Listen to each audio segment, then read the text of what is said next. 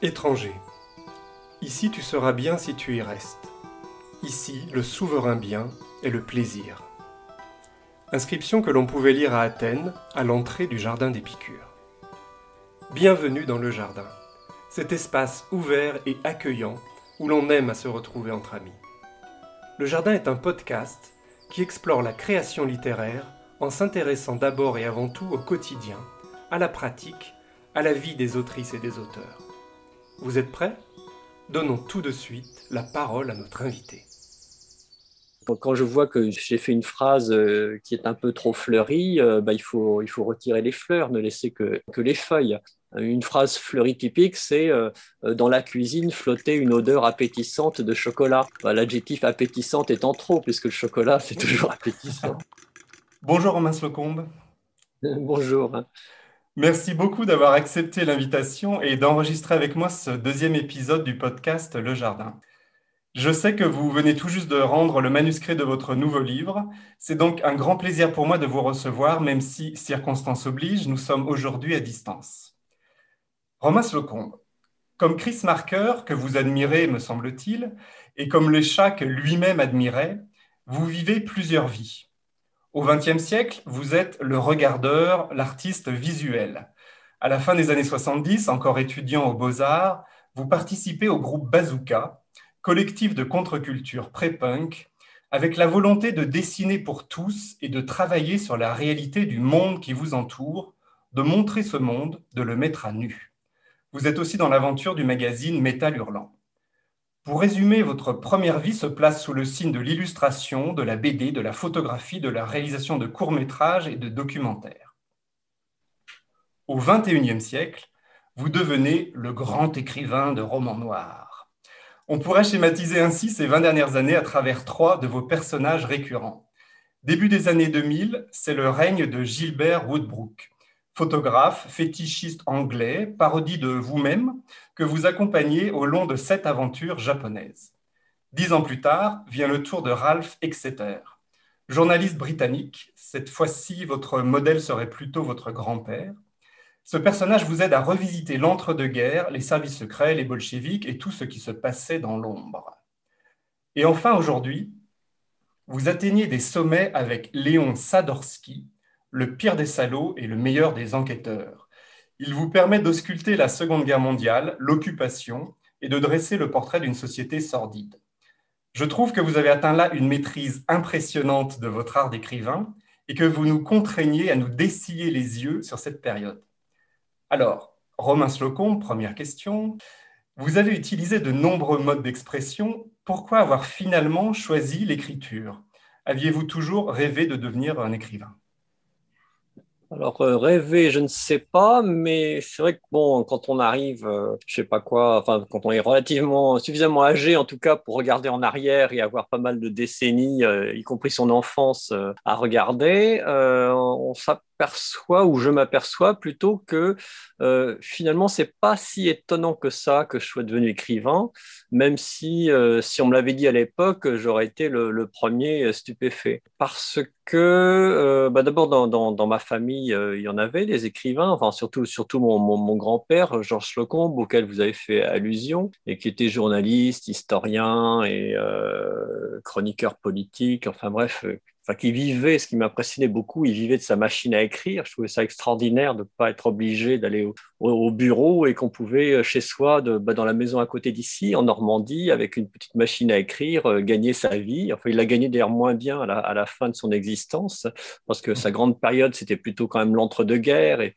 la période de la guerre elle-même, où il parlait à la BBC à Londres pendant le Blitz. Mais bref, bon, l'écriture, c'est vrai que même si je dessinais énormément quand j'étais petit, je lisais aussi énormément. J'en étais très très fier d'ailleurs. Voulant frimer un peu, chaque fois qu'on allait chez le docteur, quand j'avais, je sais pas, 12 ans par exemple, je disais à ma mère, dis-lui, tu sais que j'ai déjà lu tout Balzac et Zola, etc. Et c'est vrai que je dévorais sans tout comprendre, parce que bon, Splendeur et misère des courtisanes, par exemple, qu'est-ce que c'est une courtisane? J'avais sûrement pas compris à l'époque, mais je lisais tous ces trucs-là. Bon, c'était le répertoire du 19e siècle, surtout, c'est ce qu'on nous faisait lire à l'école, mais je dévorais ça et ça a dû me faire beaucoup de bien parce que j'ai j'ai emmagasiné, enfin j'étais plutôt bon en français et en orthographe, mais j'ai quand même emmagasiné tout le fonctionnement, la mécanique de la langue française à partir de Zola, Balzac, etc.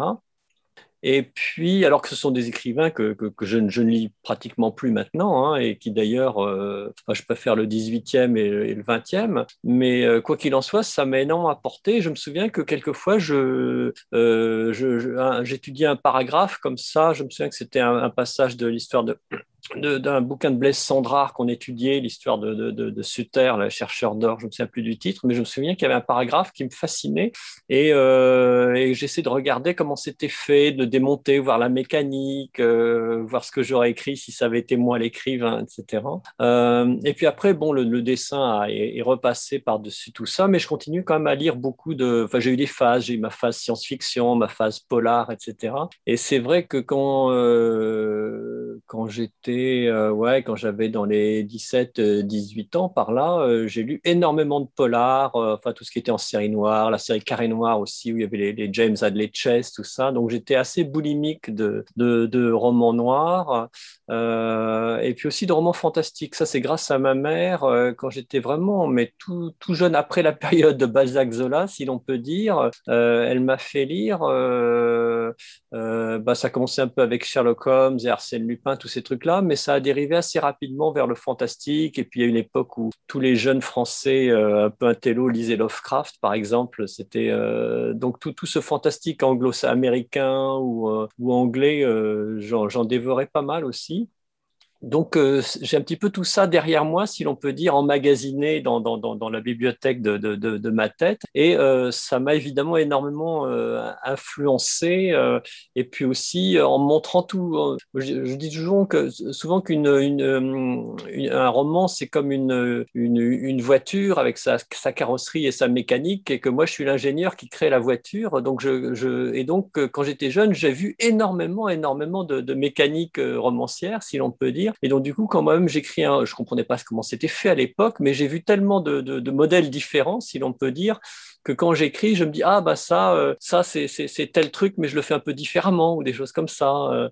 Et puis aussi, ça me permet maintenant de me dégoûter assez rapidement de livres que je laisse tomber tout de suite, parce que je m'aperçois à quel point c'est, surtout du contemporain, à quel point c'est mauvais et ça ne tient pas du tout la route, justement, parlant de voiture, par rapport à tout ce qui a été écrit de formidable dans le passé, et que j'ai plein de lacunes. J'ai jamais lu Faulkner, par exemple, il faudrait que je m'y mette un de ces jours. Et C'est puis il y a pas des évident. auteurs ouais, peut-être, oui, je sais pas, si ça, bah, tout le monde me dit que c'est vachement bien, et je suis tout prêt à le croire, il faudrait que je m'y mette.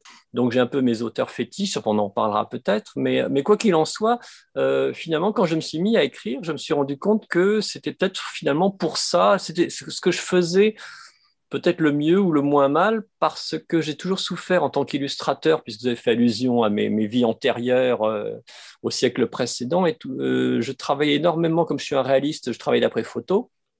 Et j'ai toujours été un peu honteux de ça, parce que je me dis, je suis pas capable de faire un dessin très réaliste sans une base photographique. Alors que, et puis aussi qu'il y a des tas de gens qui dessinent mieux que moi, et puis des tas de nouveaux illustrateurs qui arrivent tout le temps, etc. Donc je sentais une concurrence absolument énorme, et j'étais pas du tout persuadé d'être le meilleur, loin de là.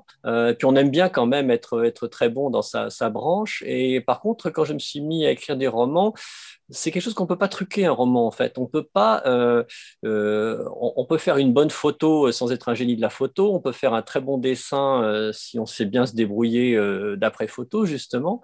Par contre, un roman, moi, je vois tout de suite. Enfin, quand un roman est mauvais, ça décolle pas. La voiture démarre pas, tout simplement. Et donc, mes romans à moi, bon, je prétends pas être le meilleur non plus, mais disons que je sais que ce que je fais, je fais quelque chose que, en tout cas, personne n'est capable de faire.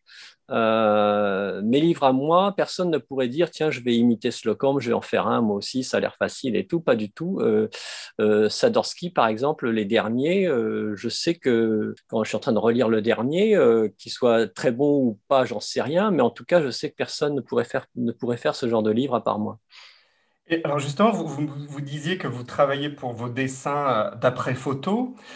c'est vrai que dans vos romans, il y a des descriptions vraiment saisissantes, il y a des très réalistes. Est-ce que vous travaillez aussi de cette façon-là? Est-ce que quand vous décrivez quelque chose dans un roman, c'est à partir d'une photo, c'est à partir... Comment vous documentez, en fait? C'est ça ma question, finalement. Alors, il y a une base énorme de documentation, mais pour déjà revenir juste au point de vue du réalisme visuel, c'est vrai qu'il m'arrive assez souvent de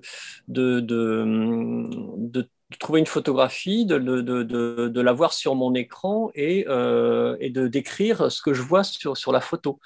Ça m'est arrivé même une fois, j'avais une description assez sordide d'un cadavre assez avarié retrouvé dans la forêt, dans la banlieue de Paris, dans l'étoile jaune de l'inspecteur Ah, je m'en rappelle de Spadorski. celui-ci, oui. Voilà, voilà. Et j'avais retrouvé la photo, la vraie photo, parce que c'était basé sur un crime réel, une militante communiste qui avait été assassinée par ses camarades. Et j'avais trouvé les archives de la préfecture de police, là, deux photos du cadavre. Et donc, j'avais photographié, parce qu'on a le droit de faire des photos. Et j'avais donc ces photos qui étaient en noir et blanc, mais je les avais même, comme il y avait avec Photoshop, on pouvait les verdir. Donc, j'ai même verdi la photo pour avoir la couleur de la végétation, la couleur verdâtre du corps, etc., pour être totalement dans l'ambiance. Et puis, comme un cadavre, ça a forcément une odeur pas très agréable, je m'étais renseigné auprès d'un ami médecin légiste qui m'avait dit, bon, bah, à telle date, à tel moment, depuis tant de jours, depuis le décès, bah, l'odeur, c'est ça. Et donc, j'avais une description à la fois olfactive et visuelle de la découverte du cadavre. Et là, par exemple, je viens de décrire des combats de la libération de Paris pour le Sadorski que je viens de terminer. Et ben là, c'est pareil, j'ai trouvé des archives de l'INA, par exemple, et donc je visionne plusieurs fois de suite les séquences, etc. Et puis, par exemple, le son, il y a pas mal de descriptions assez réalistes d'armes dans mes romans, parce que j'essaie d'être correct là-dessus. Et par exemple, il y a une scène de massacre qui se passe, réel, qui se passe au bois de Boulogne dans les derniers jours avant la libération. Et donc, j'ai deux fusils, enfin deux pistolets mitrailleurs qui sont utilisés, une mitraillette Sten et puis un fusil mitrailleur, un fusil d'assaut allemand. Et je voulais pas me cantonner au simple tac, tac, tac, tac, comme ça, c'est trop un peu facile. Alors je me suis dit, bon, bah, heureusement, maintenant il y a des outils formidables. Donc j'ai tapé chacun de ces noms sur Google et j'ai regardé dans les vidéos. Il y a toujours des sites de fondus d'armes comme ça, souvent des Américains qui exhibent leurs trucs et on a une étude de 10 minutes, un quart d'heure où on le voit tirer avec la machine en question. Donc je regarde si les douilles sont éjectées à gauche ou à droite, j'entends le son, j'essaie de trouver les mots qui décriraient exactement le son que j'ai entendu. D'accord. Voilà, puis j'aurais beaucoup d'exemples de ce genre-là, bien sûr. Et je reviens un petit peu en arrière parce que vous disiez que ce serait difficile de vous imiter. Et comment on pourrait définir alors votre style? Parce que c'est vrai que vous allez puiser, et ça aussi vous nous l'avez déjà un petit peu expliqué, dans un grand nombre de procédés littéraires. Alors, par exemple, vous utilisez les lettres ou le roman intime parfois que vous glissez Mm. dans les romans. Mais pourquoi c'est difficile de vous imiter justement? Comment Alors répondre ça, à je ne cette sais question? pas. Bon, ce qui est sûr, c'est que j'aime beaucoup les écrivains qui écrivent d'une manière extrêmement sobre. Et donc, parmi mes influences, si on peut parler d'influence, bah, il y a Hemingway pour les dialogues, par exemple. J'avais été extrêmement impressionné par un dialogue dans Pour qui sonne le glas. C'est un dialogue entre l'Américain poseur de bombes là, qui est du côté des Républicains et la jeune Espagnole dont il tombe amoureux. Et il y a un dialogue entre eux, mais il y a absolument rien d'autre que tirer la phrase, tirer l'autre, etc. Quelquefois des phrases extrêmement courtes.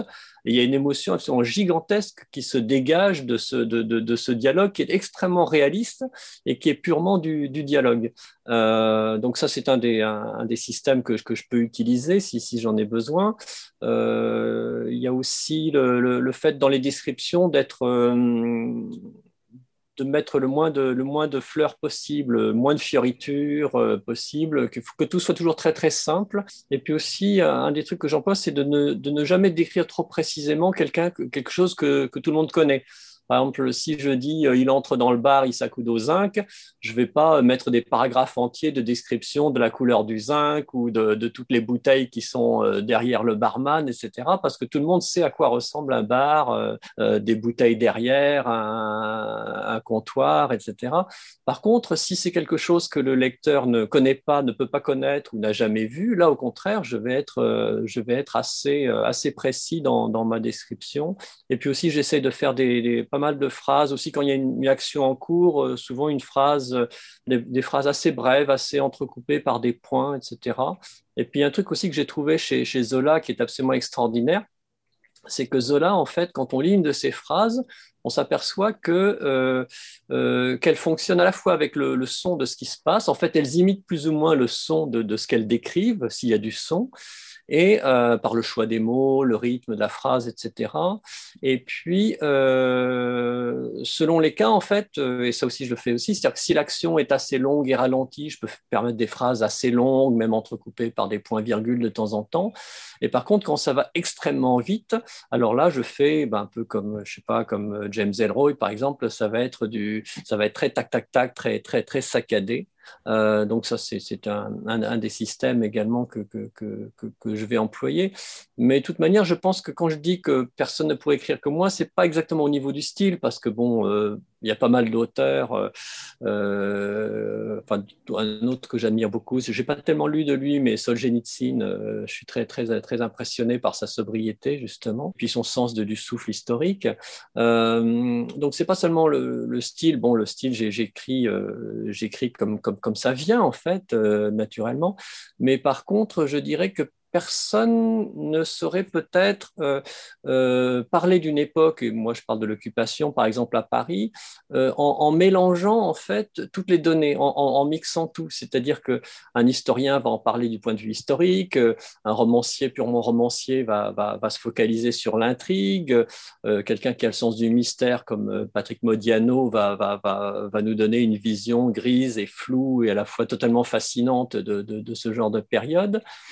Mais lui, il le ferait sur un roman court. Moi, par exemple, je fais un livre par an en ce moment depuis quelques années. C'est des romans de 5 à 600 pages et je connais pas beaucoup d'écrivains qui auraient à la fois le temps, l'énergie et la technique pour écrire autant de livres sur un rythme comme ça.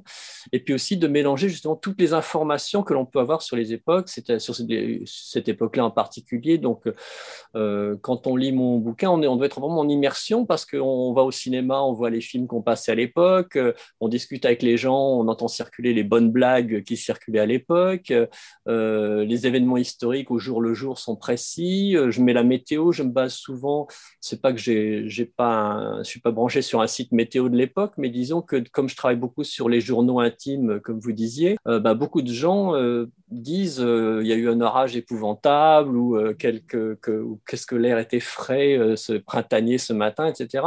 Et donc souvent c'est vraiment une notation qui correspond à un jour précis et donc soit ça tombe pile le jour sur lequel j'écrivais ou alors je vais légèrement décaler mon action pour qu'au moins ce soit un jour dont je connais la météo. Donc, oui, vous mentionniez effectivement le travail de l'historien. Et c'est vrai que pour cette série Sadorsker, vous avez beaucoup fréquenté des archives. Quelles archives, par exemple? Alors, je n'y suis pas allé très récemment à cause du Covid parce que c'était fermé assez longtemps, mais les archives de la préfecture de police, c'est un des lieux que je préfère dans le genre. Je connais pas tellement les autres, en fait. J'ai été une fois aux archives nationales. Alors, c'est très impressionnant, c'est énorme, c'est absolument incroyable la taille de la salle de lecture. Et puis il y a une présidente et des assesseurs. On se sent un peu surveillé. Et puis il faut prévenir à l'avance pour qu'on vous sorte le document que vous voulez consulter. Enfin bref, on se sent pas très très à l'aise là-bas.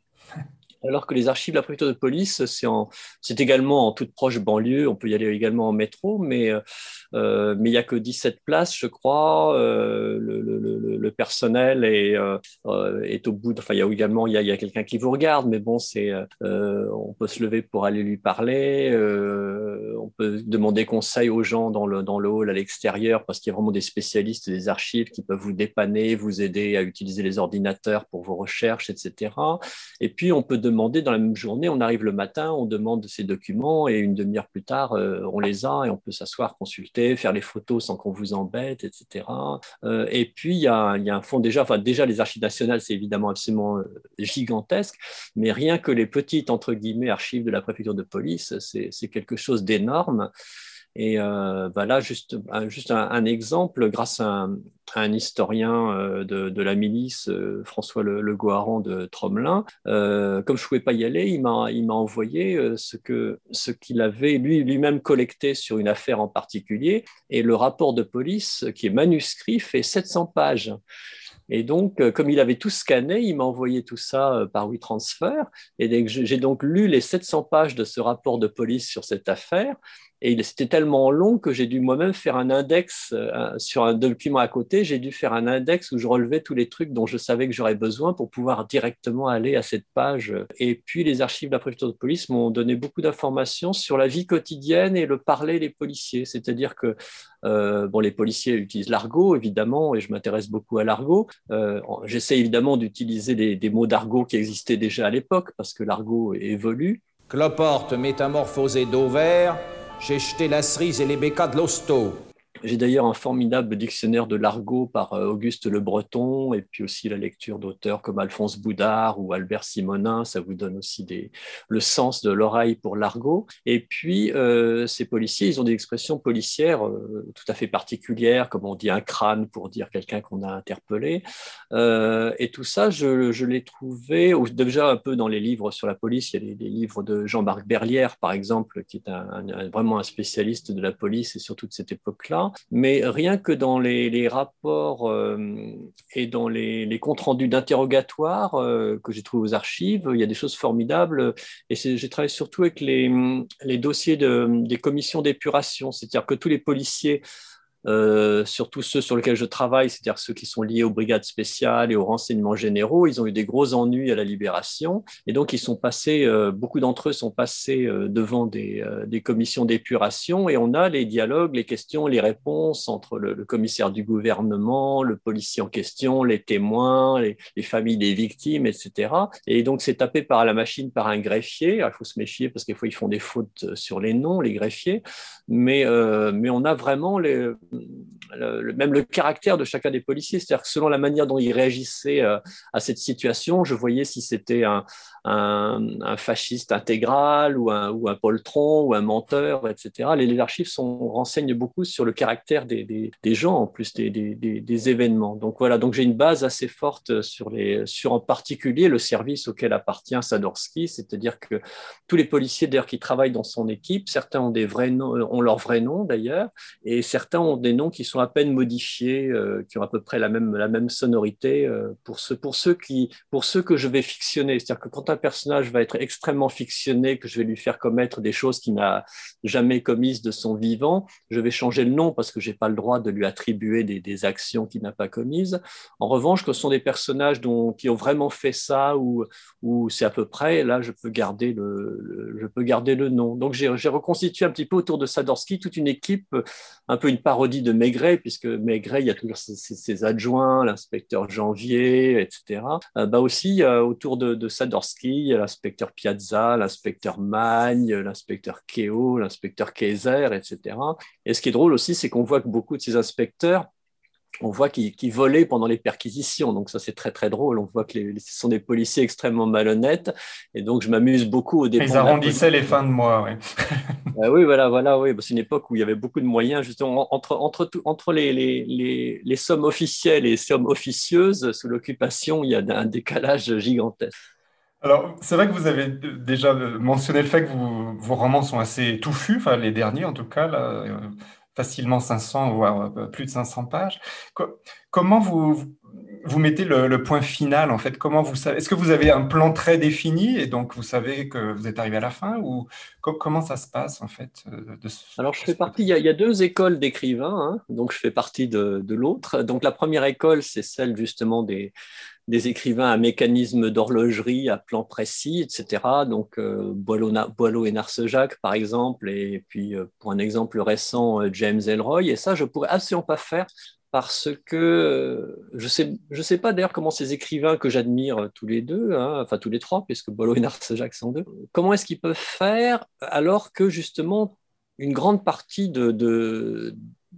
des rebondissements du scénario finalement ou de ce qui fait la richesse d'un roman vient de choses que l'écrivain ne peut pas, c'est impossible, ne peut pas le prévoir à l'avance parce que je laisse beaucoup les coups des franches à mes personnages, c'est-à-dire que mes personnages sont un petit peu comme des acteurs à qui je fais improviser devant la caméra pendant le tournage, mais qui ont un petit bout de papier où on leur a dit grosso modo ce qu'ils devaient dire.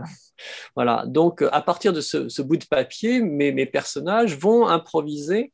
Évidemment, c'est moi qui suis un peu derrière tout ça, forcément, c'est-à-dire que je deviens l'un puis l'autre pendant l'alternance du dialogue. Mais ils vont, disons qu'à chaque fois, le dialogue fait qu'une question nouvelle va apparaître qui n'était pas prévisible. L'autre personnage va répondre à cette chose-là. Et donc, il va forcément, c'est une succession de choses imprévisibles qui vont s'additionner.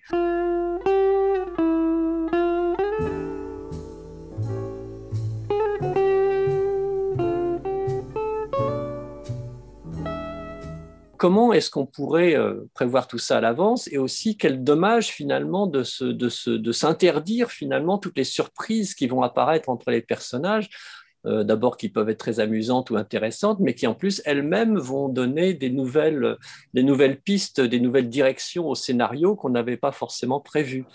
Donc moi, je pars évidemment d'une situation, je me lance pas non plus, c'est pas de l'écriture automatique, hein. Donc pour simplifier, j'ai une base de départ, peut-être déjà le titre, enfin en tout cas un sujet, des personnages principaux, et j'essaye de voir, parce que ce sont aussi des problèmes de mise en scène, hein, comment raconter une histoire. Quel est le bon moment pour démarrer? Par exemple, James Cain, par exemple, disait qu'il fallait toujours démarrer, que ce soit un train qui roule déjà. On peut pas, un roman ne doit pas partir à l'arrêt. Il doit partir, en fait, parce que je suis très influencé par le roman noir américain de cette période-là.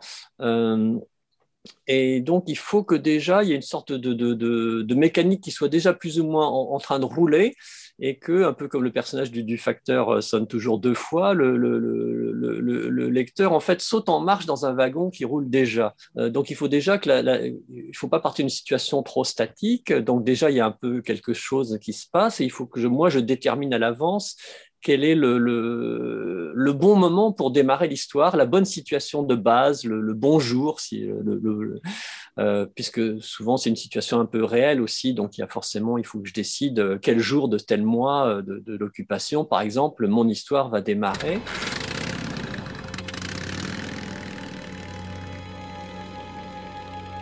You want to be with me, right? In love. And out of control. Are you calling?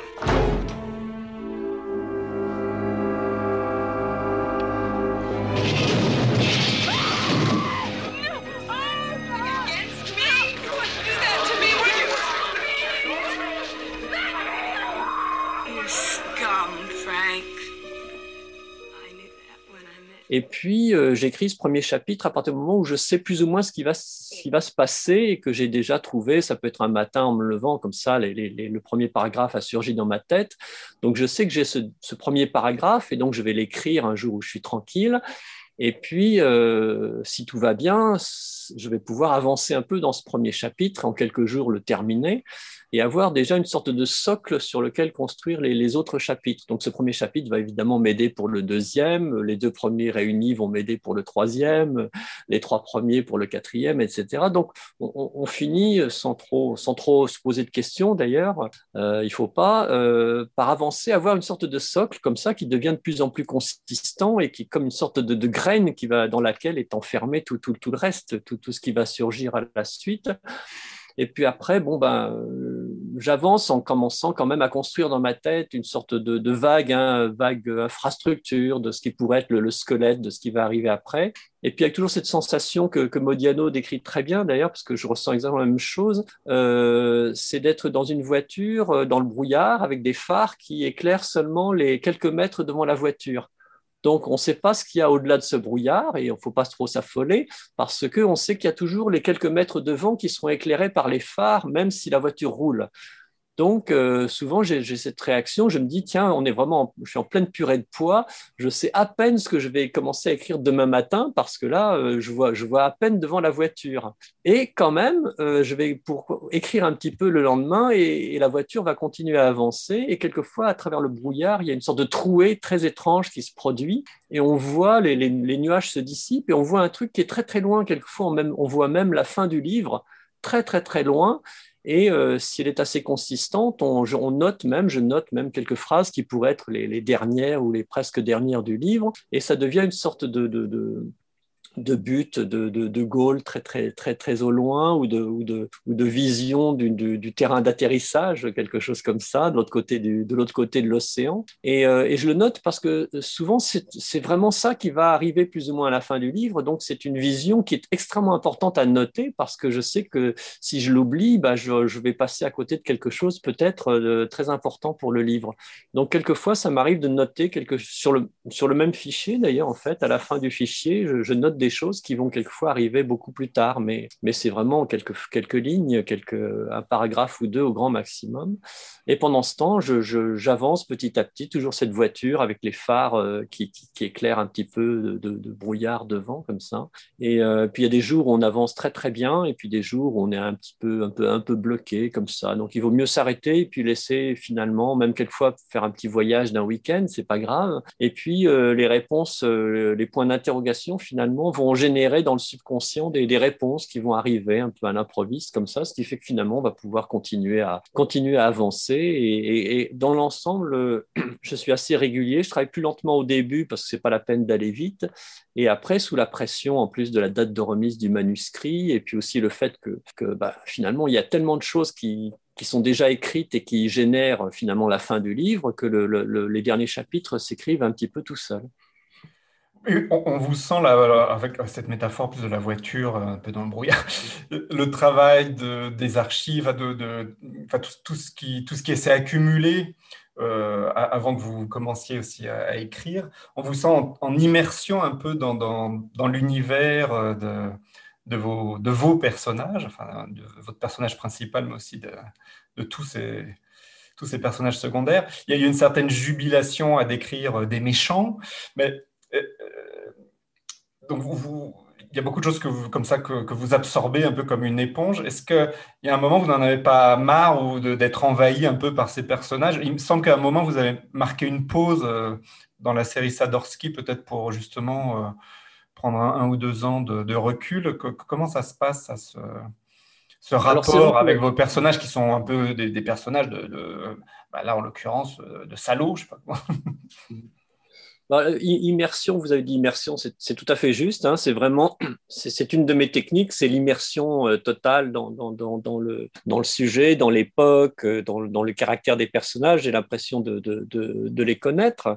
Et puis c'est vrai que, mais bon, il y a aussi de la tactique, de la stratégie, c'est-à-dire que moi, je suis pas tellement aidé par les journalistes. Enfin, il y en a quelques-uns qui sont totalement fans et je sais que j'aurai toujours à chaque livre qui sort, j'aurai un soutien, j'aurai un papier dans Paris Match, j'aurai un papier dans Le Canard enchaîné. Ça, je le sais parce que ce sont des journalistes qui vraiment aiment beaucoup, non seulement connaissent bien leur boulot, mais ils aiment beaucoup ce que je fais. Puis ils sont fidèles et puis c'est pas comment dire, ce qui est terrible aussi en France, tout ce côté mondain, ce côté liste noire, ce côté ah non, lui, on ne parlera jamais de lui, etc. Surtout pas, etc. Donc, il y a pas mal de journaux qui sont très, très spécialisés là-dedans. Alors, c'est bizarre parce que moi, à l'origine, je suis quelqu'un qui vient plutôt de la gauche.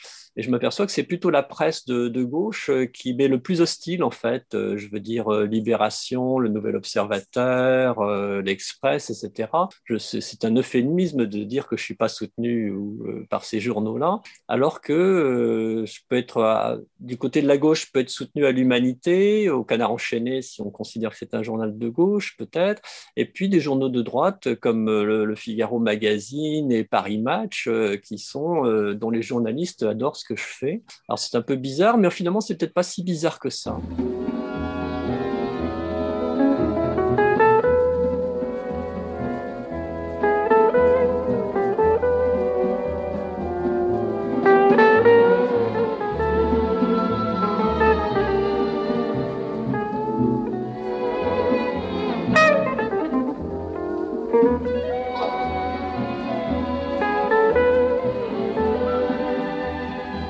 Et pas que je sois de droite sans le savoir, mais que finalement, les journalistes qui parlent de moi sont des gens qui finalement n'en ont rien à foutre justement du qu'en dira-t-on et puis des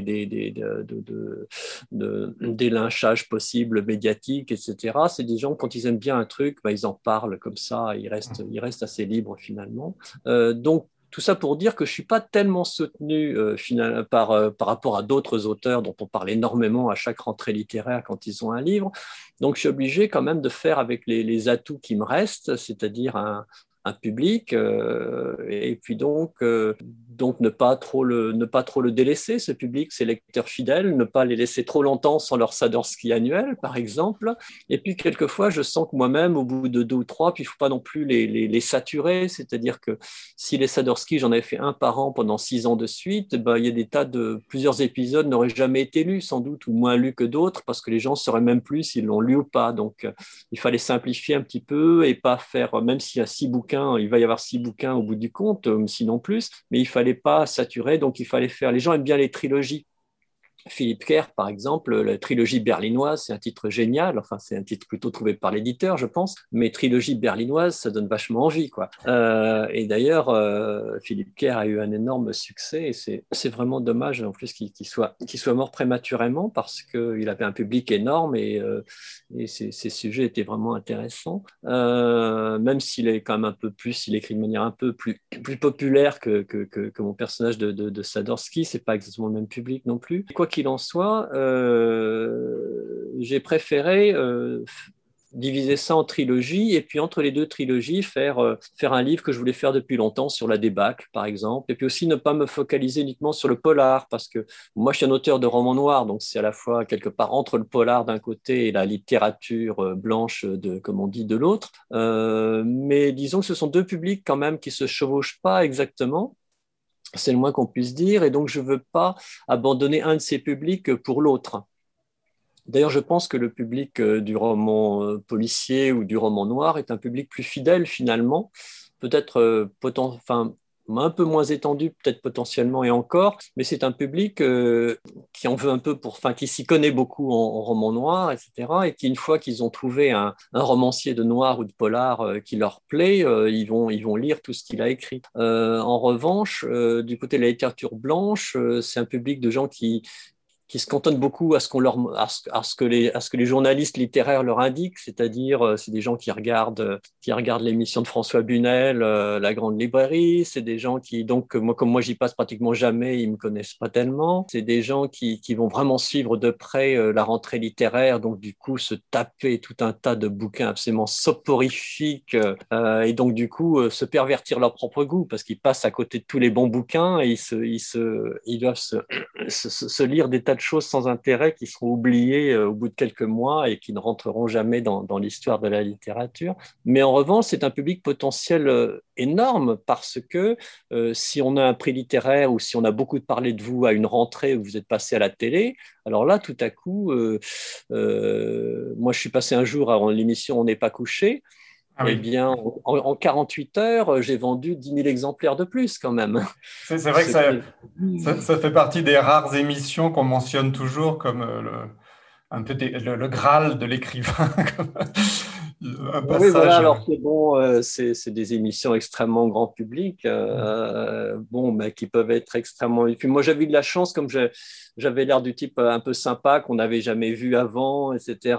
Donc, du coup, ils ne m'avaient pas invité pour me démolir, parce que quelqu'un qui n'est pas très connu, c'est pas du tout intéressant de le démolir. Donc, ils avaient bien aimé mon bouquin, ils ont été super sympas. Moi, j'étais assez à l'aise grâce au petit whisky que j'avais bu dans la loge avant de venir. Donc, j'ai dû passait plutôt bien à l'antenne. Et donc, du coup, des tas de gens qui n'avaient jamais entendu parler de moi ont voulu savoir ce que c'était que ce fameux bouquin. C'était pour Monsieur le Commandant. Hein, et puis, ils l'ont tout de suite commandé à leur libraire, etc. Enfin, on était en rupture de stock, en fait. S'il n'y avait pas eu cette rupture de stock, j'en aurais vendu peut-être 10 000 de plus. Mais quoi qu'il en soit, bon, c'est des choses qui arrivent de temps en temps. Et puis, c'est des aubaines, évidemment, pour l'écrivain, mais c'est pas du tout la règle générale. Et moi, je fais fais partie des auteurs qui vivent de leur plume, parce que j'ai quand même un lectorat pas totalement insignifiant, donc je peux en vivre, mais c'est toujours un peu limite quand même. Mais donc il faut aussi décider qu'à chaque rentrée, parce qu'en plus mon éditeur Robert Laffont me sort à chaque automne,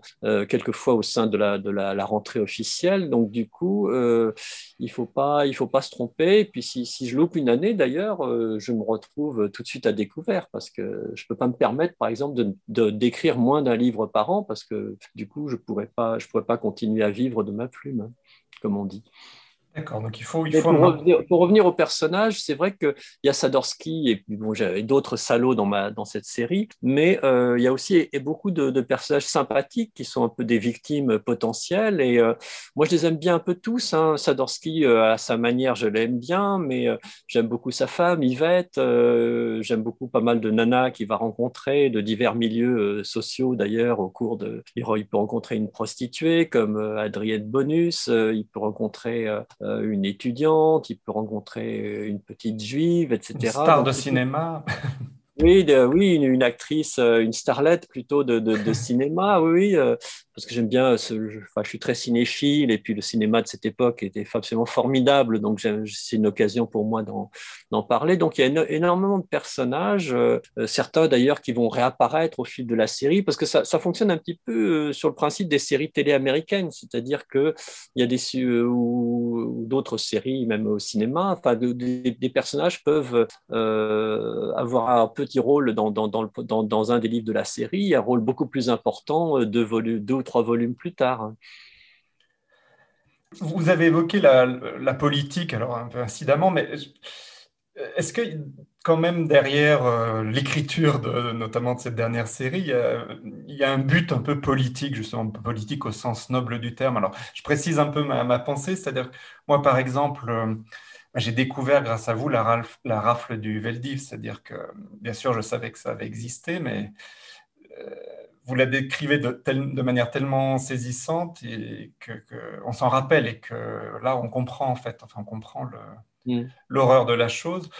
Bon, des choses toutes bêtes, moi j'habite dans le 19e, il y a pas mal de plaques commémoratives qui disent qu'on a déporté des enfants juifs. Bon, quand on passe devant, forcément c'est une plaque sur un mur, mais voilà, vous avez mis derrière vraiment de la réalité, enfin du réalisme derrière ça. Donc, est-ce que à travers ce travail impressionnant, enfin, que je trouve vraiment impressionnant, est-ce que vous poursuivez un but politique? Voilà, j'ai pas d'autres mots, je sais pas.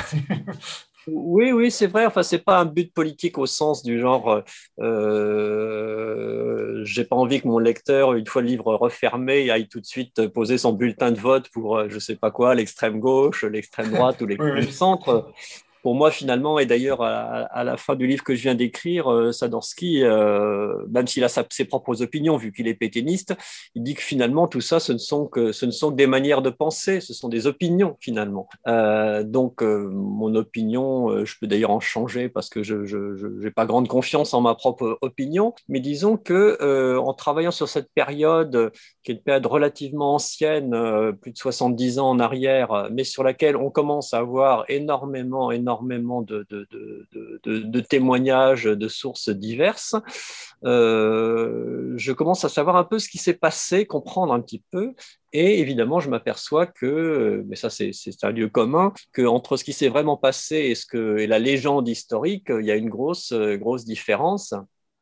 Et donc, moi, quand je suis quelquefois touché, ému ou révolté par quelque chose que j'apprends, bah, les détails de la rafle du Veldiv, par exemple, j'ai envie à ma modeste échelle, de jouer un peu les haut-parleurs et de savoir que, en plus, ne serait-ce que par respect pour les victimes, que les gens finalement sachent ce qui s'est passé ce jour-là, qu'est-ce que ça représentait, et puis qu'on arrête de dire des conneries à ce sujet. Et puis aussi, à travers l'idée de faire un maigret collabo, si l'on peut dire, ou en tout cas un maigret réaliste, un anti-maigret. Et puis en plus, j'adore Simenon, donc de créer un personnage de policier sous l'occupation, c'était un défi évidemment qui m'amusait, mais c'était aussi une manière de parler du rôle de la police, qui est quand même fondamental sous l'occupation, parce que même si ce sont évidemment les nazis, l'agression hitlérienne, le fascisme et le nazisme qui sont les résultats de ces lumières qui s'éteignent sur l'Europe en 39-40. Il faut dire que la collaboration française, en l'occurrence, est quelque chose d'absolument énorme, qui évidemment a été minimisé le plus possible par les gaullistes à la Libération. Et l'acte fondamental, par exemple, de Gaulle qui décore, qui donne la Légion d'honneur collectivement à la police parisienne à la fin à la libération de Paris, c'est quelque chose qui a été très très très mal pris à la fois par les juifs et par les résistants, parce que ils comprenaient pas, ces gens-là, c'était eux qui nous traquaient, c'était eux qui nous arrêtaient. Ils étaient beaucoup, beaucoup plus nombreux que la Gestapo. Donc, on avait beaucoup plus de chances d'être arrêtés par eux que par la Gestapo. Et ils ont torturé, les brigades spéciales ont torturé avec des méthodes qui sont un peu presque aussi horribles que la Gestapo. Et ces gens-là, tout simplement parce que quelques-uns ont résisté, et puis qu'un des points de départ de l'insurrection, sous influence gaulliste d'ailleurs, en l'occurrence, c'est la préfecture de police le 19 août 1944. Bah, du 19 août au 26 août, c'est une semaine, quoi.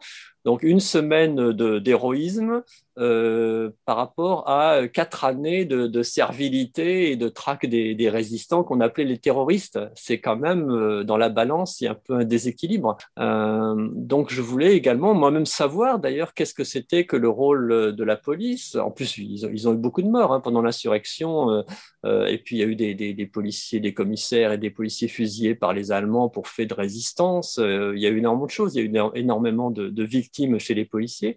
Mais grosso modo, il faut quand même dire que cette affaire de la police française tout à coup devenant héroïque, c'était quelque chose que je voulais investiguer. Et pour moi, le véhicule idéal, c'était un policier qui est un peu à mi-chemin dans la hiérarchie, parce qu'il est brigadier chef, donc il a pas mal de gens sous ses ordres, Sadorski, mais il est quand même une petite... c'est quand même un petit bras par rapport à toute la hiérarchie qui est au-dessus de lui. Et d'ailleurs, comme c'est un sale bonhomme, il engueule tous les gens en dessous de lui et puis il rampe un peu devant tous ses supérieurs. Donc pour moi, c'était le petit fonctionnaire fasciste ou fascistoïde idéal. Et puis en plus, je déteste les romans avec les happy end d'une part, et je déteste les romans dont le héros est sympathique et héroïque. Donc là, c'était parfait parce que d'abord, ça se finit pas trop bien, mes romans en général. Et puis en plus, le héros est tout le contraire d'un héros sympathique. Mais en même temps, j'aime pas non plus les héros trop monstrueux. Enfin, les monstres, les serial killers, c'est quelque chose qui m'énerve presque autant d'ailleurs que les gentils héros, parce que c'est assez peu courant. Je veux dire, on n'a pas besoin finalement d'un serial killer pour écrire un roman noir. L'histoire, la vie, la société humaine donne suffisamment d'horreur sans qu'on ait besoin d'avoir des tueurs à répétition. Donc voilà, donc j'évite dans la mesure du possible les serial killers dans mes romans, et j'essaie de montrer justement un sale bonhomme, mais pas que, et qui se trouve être policier, et en tant que policier, il fait la plupart du temps des choses qui sont absolument répréhensibles et contraires à la loi, bien sûr. Donc, je trouve ça assez amusant. Et oui, ce qui est extraordinaire, c'est que vous n'avez pas besoin finalement d'en rajouter, c'est la réalité finalement qui se charge, voilà. Qui se charge de créer ces situations sordides. Ouais. Alors c'est sordide, on a dit beaucoup sordide, mais c'est vrai que c'est vraiment passionnant, enfin, ce que vous écrivez. Ça m'avait rappelé un essai qui était sorti, que j'avais lu il y a pas mal de temps, c'était Gide Genet-Mishima, L'intelligence de la perversion, ça s'appelait comme ça. Mais Intelligence de la perversion, je trouvais que c'était pas mal pour vous aussi. Je ferais bien Gide Genet-Mishima, Slocombe, alors on peut faire ça ou pas? Oui, de toute façon, nous sommes tous, à partir du moment où on s'écarte légèrement de la normalité qui est presque minoritaire, d'ailleurs, quand on y réfléchit, on est tous quelque part pervers. Et donc, je voulais que mon personnage, justement, en plus de la perversité globale de l'histoire, parce que c'est vrai que par rapport au schéma habituel d'un scénario, mes histoires sont assez inhabituelles et donc perverses, mais je voulais aussi donner une certaine perversité à mon personnage principal, mais je voulais pas lui donner une perversité sophistiquée. C'est-à-dire que je voulais qu'il soit un petit peu franchouillard, un peu bas de gamme finalement en tant que pervers. Donc, je lui ai donné, enfin, j'insiste pas trop non plus, mais il parle quand même quelquefois de ses fantasmes, des choses qu'il fait avec sa femme ou des choses qu'il voudrait que sa nouvelle amie fasse ou je sais pas quoi. Donc, j'ai décidé qu'il serait, je sais pas comment on dit, urophile ou un truc comme ça. Enfin bon, que ça ce soit quelque chose qui lui plaise. Et puis aussi et ça c'est assez banal finalement, il soit attiré par les filles jeunes. C'est pas non plus un pédophile, hein, mais disons que c'est vrai que les lycéennes qui tournent autour de Julie, sa protégée juive, ne le laissent pas indifférent pour peu qu'elle soit jolie, etc. Donc il fantasme pas mal en fait sur ces filles jusqu'à les manipuler, comme Jacqueline Perret qui va manipuler en se faisant passer pour un résistant et l'embaucher dans un réseau imaginaire de résistance, parce qu'il est assez tordu. Enfin, il a une imagination assez quand même un peu démoniaque à ce niveau-là. Il fait pas mal de manipulations et de machinations assez complexes. Et puis en même temps, je voulais que ce soit pas par hasard finalement qu'il soit comme ça chef du rayon juif aux renseignements généraux, qu'il ait vraiment quelque chose d'une fascination pour les juifs et une fascination ambivalente, comme souvent, bon, c'est un peu de la psychologie de bazar, mais c'est vrai que les gens qui sont très, très contre quelqu'un, etc., contre certains types de personnes, il y a souvent une sorte de fascination sexuelle à rebours à l'intérieur de ça. Et donc, j'ai imaginé pour mon personnage il déteste les hommes juifs, par exemple, il les envoie à la déportation sans le moindre remords, mais que le fait que les femmes juives soient persécutées, c'est quelque chose qui le fascine, en fait. Et d'ailleurs, les violences contre les femmes le fascinent visiblement. Et donc, c'est vrai que quand il écoute des récits comme un récit horrible que lui fait un Allemand sur un massacre de juifs en Pologne, il est à la fois, il veut savoir si le type a tué des femmes, etc. Il est à la fois fasciné par ça, c'est-à-dire qu'il a envie de se représenter l'image de ces femmes fusillées, etc. Et en même temps, il a envie de les venger quelque part. Il a un côté un peu, entre guillemets, chevaleresque, un peu redresseur de tort, c'est-à-dire que lui, il a envie de voir des femmes frappées ou torturées, mais en même temps, ça l'indigne à un point qu'il veut vraiment faire payer le tortionnaire au centuple. Et donc, il parle toujours, il dit souvent, les types qui tuent les femmes, j'ai envie de leur écraser la figure à coups de marteau. Et quelquefois, il le fait vraiment, d'ailleurs. Voilà, donc il y a cette espèce d'amour-haine pour les femmes juives et de fascination, répulsion pour les crimes sexuels. Mais ça, là, on est dans le domaine évidemment du roman noir, et pour moi, ce sont quand même surtout des romans noirs. J'utilise l'histoire évidemment parce que c'est une période que je connais bien et que j'aime bien faire revivre, mais au sein de ces histoires, de la grande histoire, je place quand même, je construis chaque fois un roman noir. Bien sûr. Le temps passe très vite. Alors, vous avez mauvais genre, mais on est en bonne compagnie. C'est peut-être certainement pour ça que ça passe vite. Et donc, il va falloir conclure. Mais bon, avant, j'aurais quand même voulu savoir quel était votre rapport avec vos éditeurs, parce que vous en avez eu beaucoup, Le Seuil, Belfond, Parigramme, PUF, même les éditions Syros, Le Masque, alors Robert Laffont, bien entendu, Artaud, Gallimard aussi, Fayard. Est-ce que vous formez parfois un tandem avec un éditeur, ou est-ce que c'est quoi votre rapport avec l'éditeur?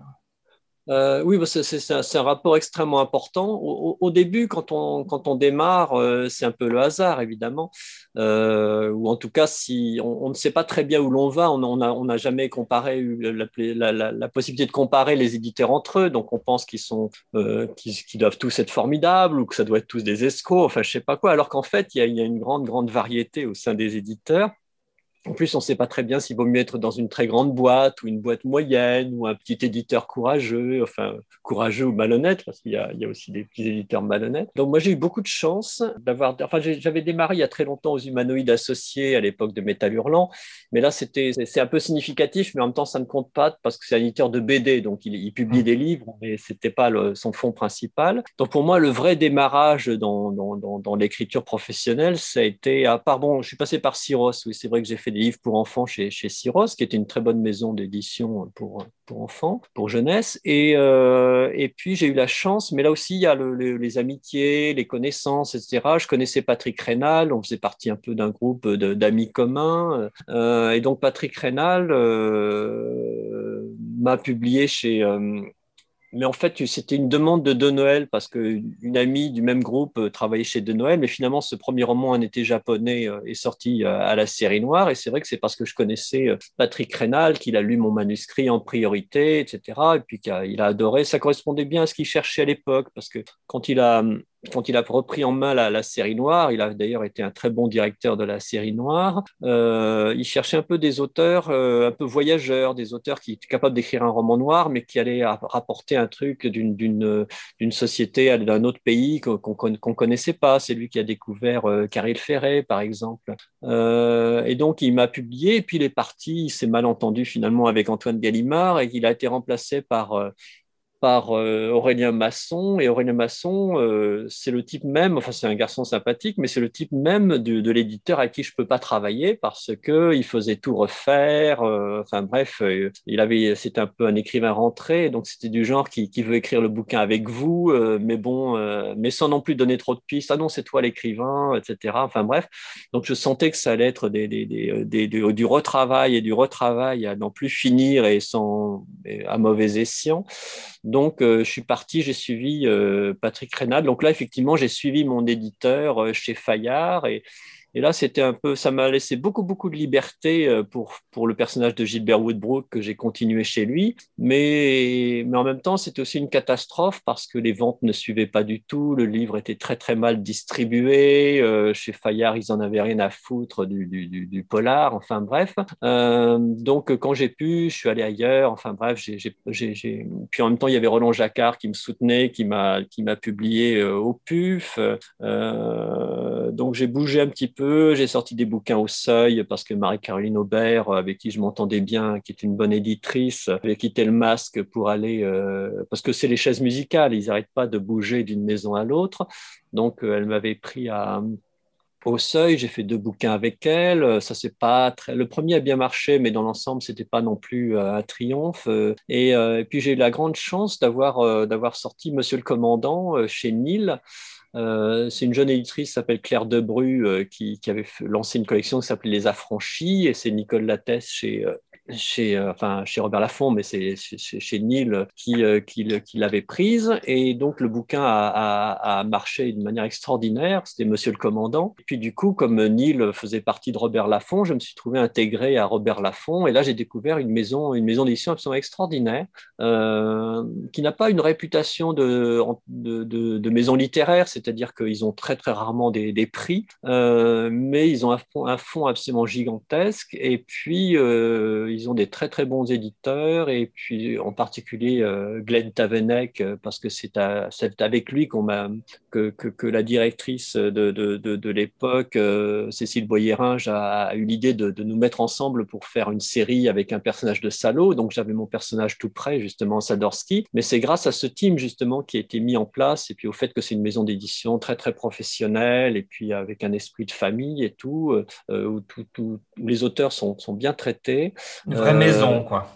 Voilà, une vraie maison à l'ancienne presque. On a toujours un peu peur parce que maintenant ils sont rachetés, ils ont été rachetés. Enfin bref, on ne sait pas très bien ce qui va se passer, mais en tout cas pour le moment ils continuent bien. Hein. Et donc oui, donc c'est une maison à l'ancienne et qui en plus a des attaches qui me plaisent bien par rapport à Sadorski. C'est comme une maison qui a été créée pendant la guerre et à la Libération. Enfin bon, c'est une maison qui est vierge toute tâche de collaborationnisme, ce qu'on ne peut pas dire de Gallimard ou de Noël, par exemple. Enfin bref, donc, et qui en plus, ils vendent bien. Mon éditeur est formidable justement pour au niveau des petites corrections, des choses comme ça. Enfin, il m'apporte vraiment un plus à la lecture du manuscrit. Et puis en plus, les bouquins marchent commercialement, ils se débrouillent bien. Je suis publié en poche chez Point, donc vraiment, moi, ça me permet et ça le but pour moi surtout, c'est de toucher un public, un bon public, hein, mais quand même le plus possible, évidemment, parce que quand on écrit un peu déjà pour soi, on est pour son premier lecteur, et puis on écrit pour ses amis, pour ses bons lecteurs, pour les gens qui vous suivent de près, mais on espère quand même que ce qu'on a à dire, le plus de gens possible, on a sa propre vanité en plus, le plus de gens possible vont quand même lire, qu'on n'ait pas fait ça pour rien, etc. Donc voilà, donc je continue chez Lafon. Et une fois qu'on a trouvé une maison d'édition qui vous plaît bien, on n'a pas de raison finalement de s'en aller. Je ne vois pas pourquoi je serais infidèle à Lafon, même si on m'offrait d'ailleurs plus d'argent que ce qu'il m'offre. Je ne vois pas pourquoi j'irais dans une autre maison, peut-être plus grande, peut-être plus à prix littéraire, comme on dit, mais où je serais perdu dans la masse des autres auteurs. Et franchement, il y a des auteurs que j'aime bien, mais le milieu même de la rentrée littéraire, je trouve que les vrais bons auteurs sont assez rares quand même. Et les bonnes maisons d'édition et les bons éditeurs sont assez rares aussi. Merci. Alors, bon, en guise de conclusion, j'aime bien poser cette question parce que c'est vrai que le podcast s'intéresse justement au travail vraiment en profondeur d'un écrivain et peut intéresser par exemple un ou une jeune écrivain qui aimerait se lancer. Quel conseil donneriez-vous justement à un ou une jeune écrivain? Ça, quand on me demande le chemin dans la rue, j'ai une fâcheuse tendance à me tromper, à envoyer les gens par erreur dans l'autre sens et devoir leur courir après s'il est encore temps pour m'excuser et les renvoyer dans la bonne direction. Donc mes conseils ne valent pas grand-chose. J'aurais tendance à dire de parler de ce qu'on connaît déjà, parce qu'on écrit vraiment bien que sur les sujets qu'on connaît. Là, par exemple, j'ai lu un livre il n'y a pas longtemps d'une jeune auteure, c'est assez rare d'ailleurs les auteurs jeunes contemporains que je lis, un livre qui s'appelle Béni soit Sixtine chez Julliard, et ça raconte l'histoire d'une jeune femme qui est mariée dans un milieu de catholiques intégristes et qui est catholique elle-même d'ailleurs. On sent que l'auteur a vécu dans ces milieux-là, et c'est vrai qu'elle en parle très bien parce qu'elle a connu ça et elle en a pas mal souffert, je pense. Et quand on a un bon sujet original qu'on connaît bien, déjà c'est un atout au départ, quoi. Donc, et puis aussi d'essayer d'être un peu original, mais pas non plus trop, quoi. Et puis écrire assez simplement, ne pas se perdre dans les fioritures. Moi, par exemple, quand je vois que j'ai fait une phrase qui est un peu trop fleurie, il faut retirer les fleurs, ne laisser que les feuilles.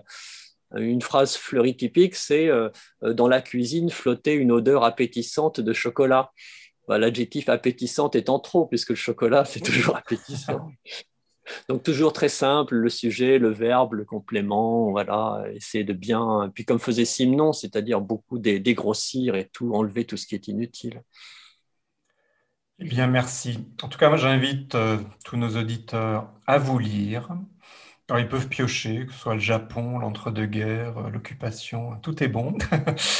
Merci Romain Slocombe. Merci beaucoup à vous, vraiment. Et à bientôt. Et voilà, c'est déjà fini. Merci beaucoup, chères auditrices et chers auditeurs, d'avoir passé un moment avec nous dans Le Jardin, un podcast littéraire. S'il te plaît, dessine-moi un écrivain. Je suis François-Xavier Robert. Ce podcast n'aurait pas été possible sans l'aide précieuse de Julien Oran au mixage et à la création musicale.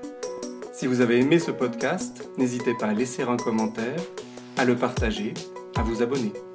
Rendez-vous très bientôt pour un prochain épisode du Jardin.